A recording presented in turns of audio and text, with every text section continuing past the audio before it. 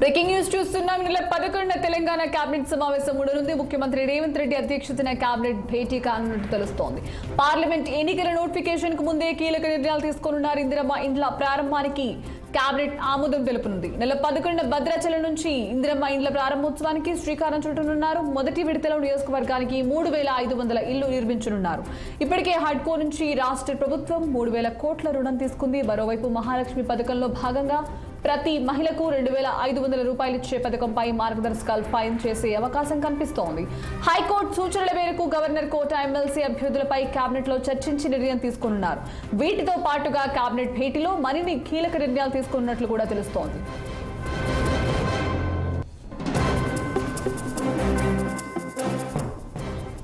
Right, ఇదే విషయానికి సంబంధించి మరిన్ని లైవ్ అప్డేట్స్ మా బ్యూరో చీఫ్ రాములు అందిస్తారు. రాములు, చెప్పండి, ఈ నెల 11 కేబినెట్ సమావేశం జరగనున్నట్టు తెలుస్తోంది. దీనికి సంబంధించి మీ దగ్గర తాజా అప్డేట్స్ ఏంటి? Good evening Sanjana. ఈ నెల 11వ తేదీ ఉదయం 10:30 గంటల సమయంలో రాష్ట్ర మంత్రివర్గ సమావేశం జరుగుతున్నట్టు సమాచారం తెలుస్తూ ఉంది. అయితే దీన్ని అధికారులు కానీ ఇటు సీఎంఓ కార్యాలయ వర్గాలు ఇద్దరు కూడా ఎవరు కూడా ఇంకా అధికారికంగా ధృవీకరించడం లేదు.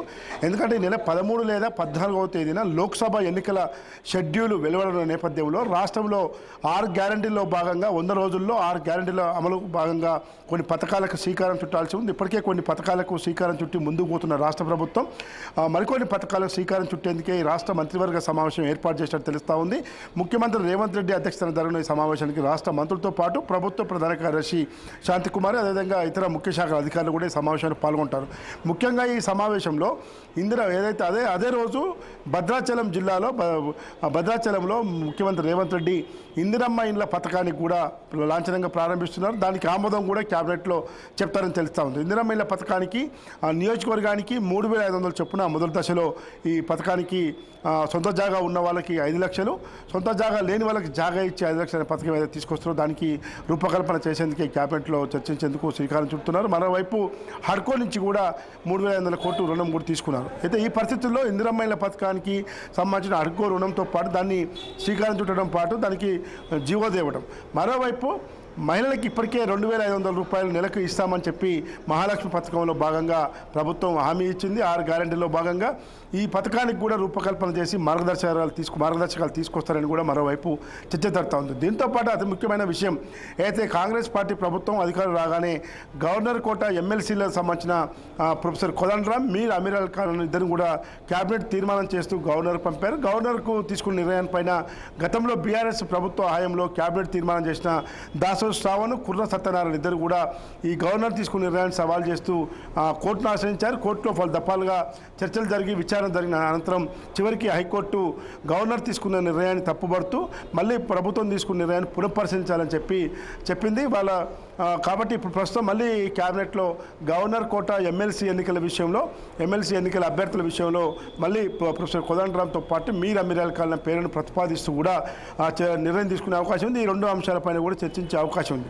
దీంతోపాటు మరిన్ని ఎందుకంటే ఇప్పటికే ముఖ్యమంత్రి రేవంత్ రెడ్డి రాష్ట్రంలో ప్రారంభోత్సవాలు శంకుస్థాపనలతో బిజీగా గడుపుతున్నారు. గత 2-3 రోజులు అనేక కార్యక్రమాలు నగరంతో పాటు జిల్లాలో కూడా పర్యటించేందుకు సిద్ధమవుతున్నారు. ఇవాళ సాయంత్రం కూడా ఎల్బీనగర్ రింగ్ రోడ్ బైరామల్ గుడి దగ్గర ఫ్లైఓవర్ ప్రారంభోత్సవానికి మరి కాసేపట్లో ప్రారంభం చేయడానికి సిద్ధమవుతున్నారు.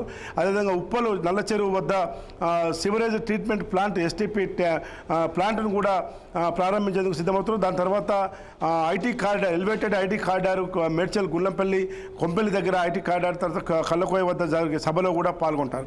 దీంతో పాటు ఈ నెల 11వ తేదీన కేబినెట్ సమావేశం అనంతరం భద్రాచలంలో పర్యటన ఇందిరమ్మ ఇండ్ల పథకానికి శ్రీకారం. అదేవిధంగా 12వ తేదీన కూడా సికింద్రాబాద్ పెరేడ్ గ్రౌండ్లో రాష్ట్ర ప్రభుత్వ ఆధ్వర్యంలో భారీ మహిళా సదస్సు నిర్వహిస్తున్నారు. దీనికి 1,00,000 మంది స్వయంపై ఉంది కాబట్టి మరిన్ని పథకాలకు శ్రీకారం చుట్టేందుకే ఈరోజు రాష్ట్ర ప్రభుత్వం ఈ మంత్రివర్గంపై ఉంది కాబట్టి మరిన్ని పథకాలకు శ్రీకారం చుట్టేందుకే ఈరోజు రాష్ట్ర ప్రభుత్వం ఈ మంత్రివర్గ సమావేశం ఏర్పాటు చేస్తూ ఉంది. దానిలో భాగంగా విస్తృత పర్యటన ద్వారా అభివృద్ధి పనులకు శంకుస్థాపన చేయడం, కొన్ని ప్రారంభోత్సవాలు చేయడం, ఇప్పటికే స్టాఫ్ నర్స్తో పాటు గురుకులాలతో పాటు పోలీసులతో పాటు దాదాపు 30 నుంచి 35 వేల మందికి ఉద్యోగాలకు అపాయింట్మెంట్ ఆర్డర్ కూడా ఇవ్వడం వంటి పథకాలు చేశారు. కాబట్టి ఈ వచ్చే పార్లమెంట్ ఎన్నికల్లో కాంగ్రెస్ పార్టీ ముఖ్యమంత్రి రేవంత్ రెడ్డి ఈరోజు రాష్ట్రం నుంచి 10 నుంచి 12 సీట్లు ఖచ్చితంగా గెలవాలనే ధ్యేయంతోనే ముఖ్యమంత్రి రేవంత్ రెడ్డి ఈ బాధ్యతలు తీసుకున్నారు. తన భుజస్కంధాలపైన ఏఐసిసి కూడా పెట్టిందని చెప్పాను. అందులో భాగంగానే ఈ పథకాల రూపకల్పనకు మంత్రివర్గంలో చర్చించి పలు కీలక నిర్ణయాలు తీసుకునే అవకాశం ఉన్నది. Great, thank you Ram.